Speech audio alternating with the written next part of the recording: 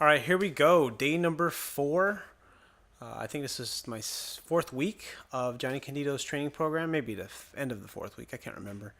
But here I am doing some warm-up sets with a voodoo floss band. And the purpose of doing this is to get my knee nice and ready. My left knee always has a little bit of issues. And I find that the voodoo floss band is a really great way to kind of clear up some tissues and just get them functioning normal again.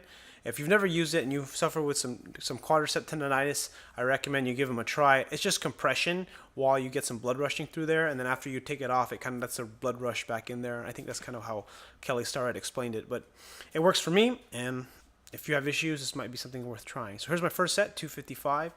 And here's what I've been learning. I want to tell you kind of my experience so far and just continuing to go over the programming with the linear progression is that I'm finding that these control days work really well with just basically not allowing me to put so much pressure on myself, because on the heavy day, I'm expecting to hit a PR. I'm just really trying to push myself to my limit.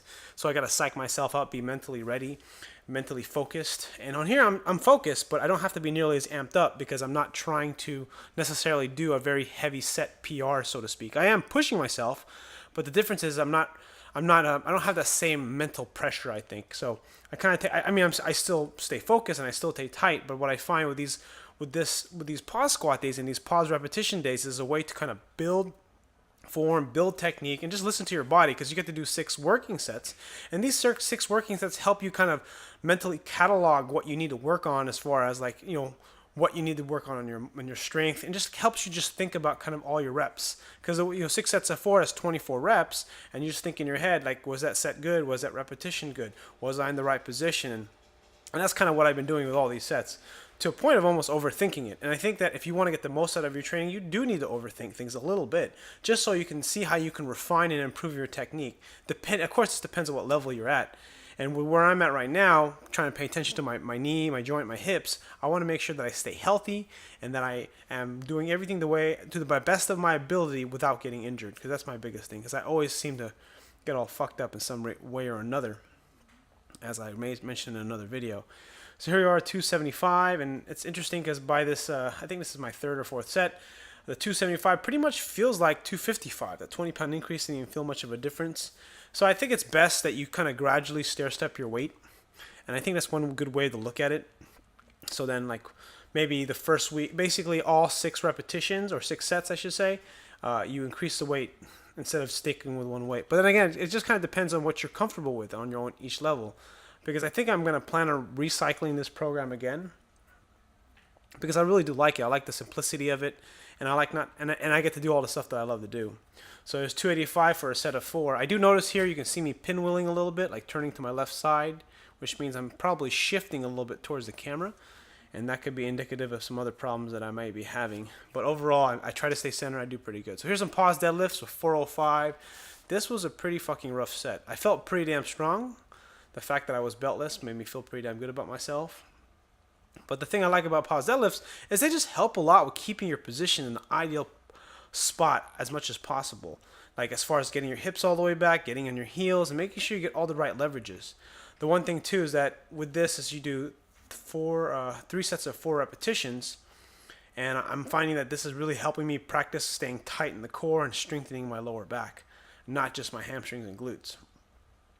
The only thing is now is that this 405, I want to be able to transfer this strength into a heavy lift. You can see, actually, if you watch my lower back here, I start to fatigue a little bit. That's why I take a little bit longer between sets.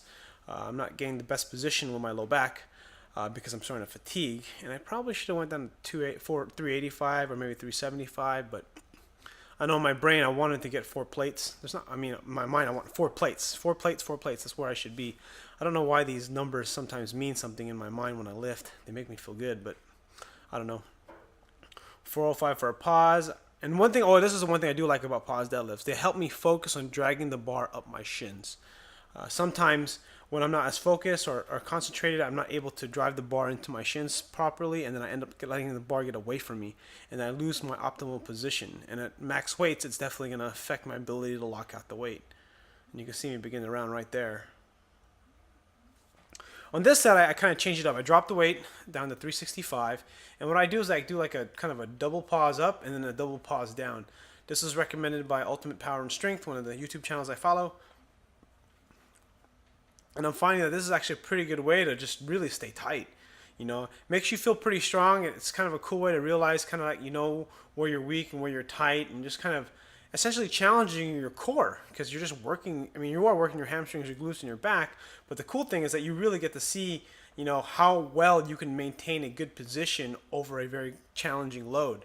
So I recommend that if you haven't done pause deadlifts a lot, you should incorporate them into your program if you're having trouble with your form, or if you feel like your form can get some improvement. So I do take some intermittent breaks because the weight I choose is a little bit heavy, but as long as I get all my reps in and it's all challenging and it's making me strong, that's all that kind of matters. So anyways, seems to be interesting program, and this control day, it was a pretty successful day, I say. I feel pretty good about it. Anyways, hope you enjoyed the video, and I'll see you in the next video.